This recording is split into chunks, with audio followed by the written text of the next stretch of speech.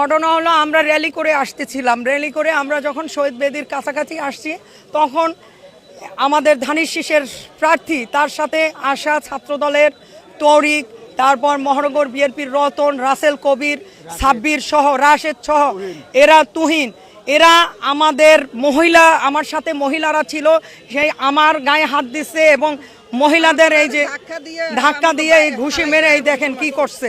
তারপরে shea butter ও ভিটামিনে সমৃদ্ধ lily beauty soap, তারুণ্যময় উজ্জ্বল ত্বকের জন্য। রিমার্ক এর হাঁটুর উপরে আঘাত করছে আমাদের পুরুষ নেতাকর্মী, তাদেরকে মাইরে কিচ্ছু থই নাই। তারপর ব্যানার ছিঁড়ে ফেলছে, আমাদের খালেদা জিয়া, তারেক রহমান, জিয়ার রহমানের ছবি সহ সেই ব্যানার তারা কুটি কুটি করছে। তারপর আপনার ফুল, সেই ফুল ভেঙে ফেলছে একদম গুঁড়া গুঁড়া, আপনারাই দেখতে পাচ্ছেন ওখানে কি অবস্থা তারা করছে।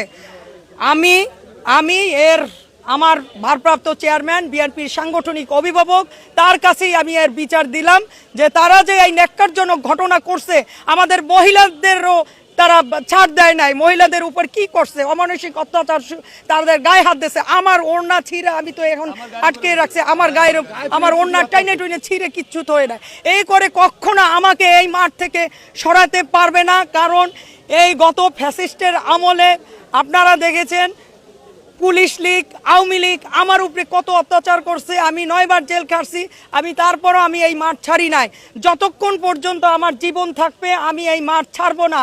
আমার নেতা তারেক রহমান, আমার নেতা খালেদা জিয়া, এর বাইরে আমার কিছু নাই। এখানে যদি আমাকে শেষ করেও ফেলে আমি এই মাঠ ছাড়বো না ইনশাল্লাহ।